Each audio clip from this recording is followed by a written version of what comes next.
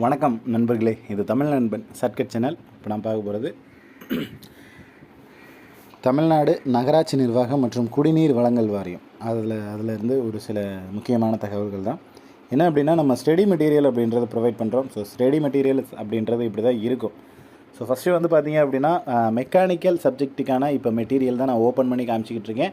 Unit 1, unit 2, unit 3, unit 4 அப்படின்னு unit 10 யூனிட்டுக்குமே நம்ம வந்து மெட்டீரியல் அப்படின்றத ப்ரொவைட் பண்ணிடுவோம். ஸோ மெக்கானிக்கலில் இது வந்துடும். ஸோ இதுவே சிவிலாக இருந்தாலும் ட்ரிபிள்இவாக இருந்தாலும் மற்ற எந்த சப்ஜெக்டாக இருந்தாலும் சரி, உங்களுக்கு இந்த 10 யூனிட் அப்படின்றது கொடுத்துருவோம். ஸோ இதுக்கப்புறம் என்ன நம்ம வந்து தருவோம் அப்படின்றத பார்த்துருவோம். அதுக்கப்புறம் பார்த்திங்கன்னா ஜென்ரல் ஸ்டடீஸ், இங்கிலீஷ் மீடியமும் இருக்குது, தமிழ் மீடியமும் இருக்குது. அதுக்கு முன்னாடி உங்கள் சப்ஜெக்ட் பேப்பர் வந்து இங்கிலீஷ் மீடியம் மட்டும்தான். இதில் வந்து ஜிஎஸ்சில் வந்து பார்த்திங்க அப்படின்னா இங்கிலீஷ் மீடியம், தமிழ் மீடியம் ரெண்டுமே இருக்குது.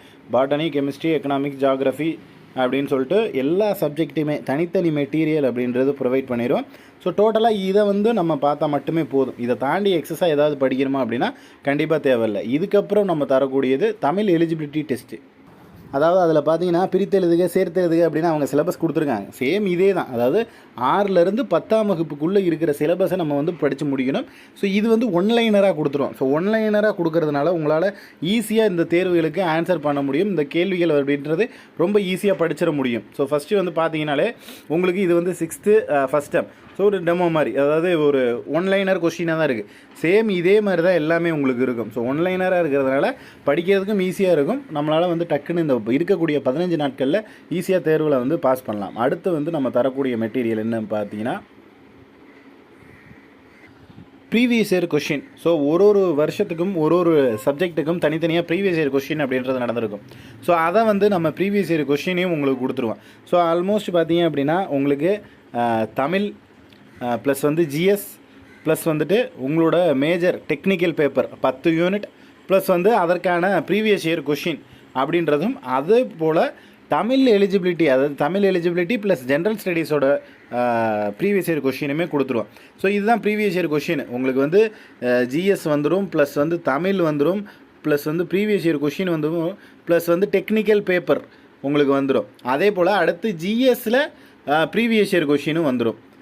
ஸோ டோட்டலாக பார்த்தீங்க அப்படின்னா இவ்வளோ பேக்கேஜஸும் டிகிரி ஸ்டாண்டர்டாக இருந்தீங்க நீங்கள் அப்படின்னா உங்களுக்கு வந்து 700 ரூபீஸ்க்கும், டிப்ளமோ ஸ்டாண்டர்டாக இருக்கீங்க அப்படின்னா உங்களுக்கு வந்து 600 ரூபீஸ்க்கும் நம்ம வந்து கொடுக்குறோம். ஸோ தேவை அப்படின்ற நபர்கள் இங்கே டிஸ்பிளேல தெரியிற கான்டாக்ட் நம்பருக்கு ஜிபே பண்ணிவிட்டு நீங்கள் வந்து வாட்ஸ்அப்பில் மெசேஜ் போட்டிங்க அப்படின்னா வாட்ஸ்அப்பில் பிடிஎஃப் ஃபைலாகவே உங்களுக்கு கொடுத்துருவோம்.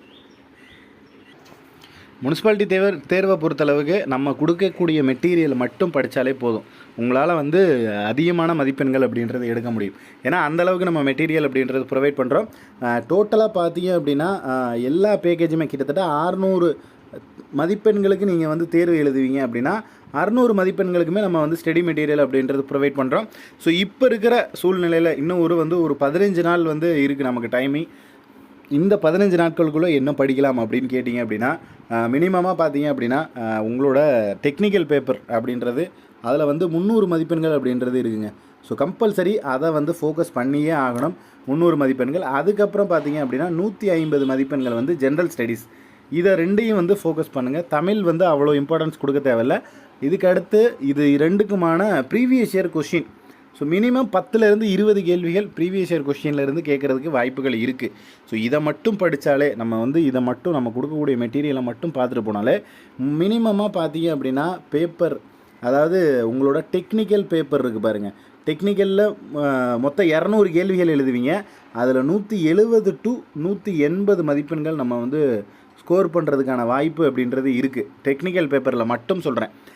ஜிஎஸ் பொறுத்தளவுக்கு 100 கேள்விகள் தான் உங்களுக்கு வந்து எலிஜிபிலிட்டியில் வரும், அதாவது ஸ்கோரிங் மார்க்கில் வரும். மற்றது வந்து 100 கேள்விகள் வந்து தமிழ் எலிஜிபிலிட்டி டெஸ்ட்டில் போயிடும். இந்த 100 கேள்விகளில் 90+ மதிப்பெண்கள் அப்படின்றது உங்களால் போட முடியும். நம்ம கொடுக்குற ப்ரீவியஸ் இயர் கொஷினை பொறுத்தளவுக்கு ப்ரீவியஸ் இயர் கொஷினு ப்ளஸ் நம்மளோட மெட்டீரியல் இது ரெண்டை மட்டும் படித்தாலே 90 மதிப்பெண்களும் அங்கே 170 to 180 மதிப்பெண்களும் உங்களால் வாங்க முடியும். ஆல்மோஸ்ட் பார்த்தீங்க அப்படின்னா ஒரு 260 கேள்விகள் அப்படின்றது நீங்கள் சரியாக போட்டிருப்பீங்க. ஒரு கேள்விகளுக்கும் 1.5 மதிப்பெண்கள், கிட்டத்தட்ட இன்னும் ஒரு 130 மார்க் ஆட் பண்ணிங்க அப்படின்னா 390 மதிப்பெண்கள் அப்படின்றது வாங்க முடியும். ஒரு 450 மதிப்பெண்களுக்கு நீங்கள் தேர்வு எழுதுவீங்க. அதில் ஒரு 390 மதிப்பெண்கள் அப்படின்றது நம்ம கொடுக்கக்கூடிய மெட்டீரியல்லேருந்து கேட்டுருவாங்க. கம்பல்சரி நம்ம கொடுக்கக்கூடிய மெட்டீரியல்லேருந்து கேள்விகள் இடம்பெற தான் போகுது.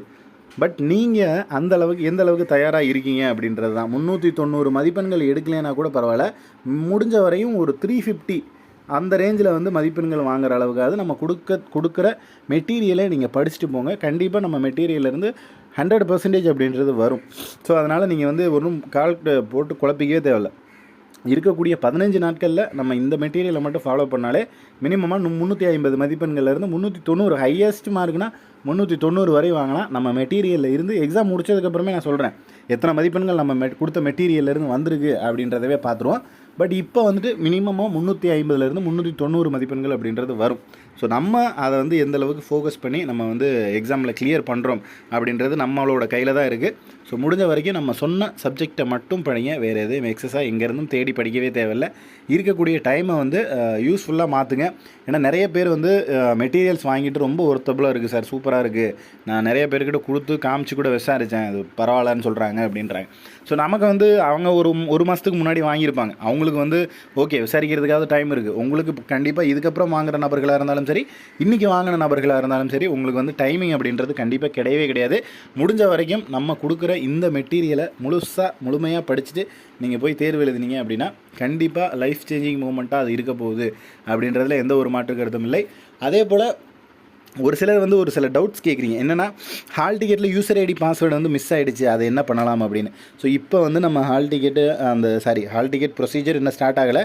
பட் யூசர் ஐடி பாஸ்வேர்டு இல்லைனாலும் ஒரு பிரச்சனையும் இல்லை. ஃபர்கெட் ஐடி பாஸ்வேர்டு போட்டு எடுத்துக்கலாம்.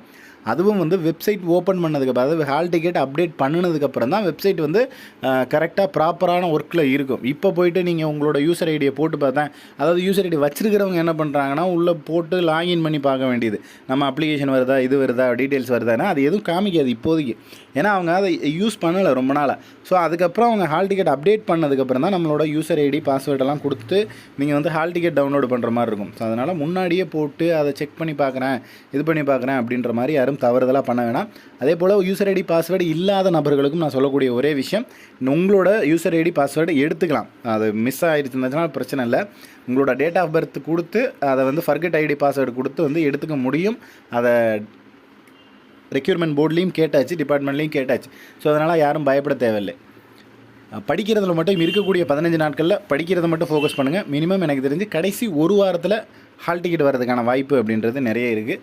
இது சம்மந்தமாக வேறு எதுவும் சந்தேகங்கள் இருந்துச்சு அப்படின்னா கீழே கமெண்ட் செக்ஷனில் கமெண்ட் பண்ணுங்கள். நெக்ஸ்ட்டு அடுத்த வீடியோவில் பார்க்கலாம். தேங்க்யூ.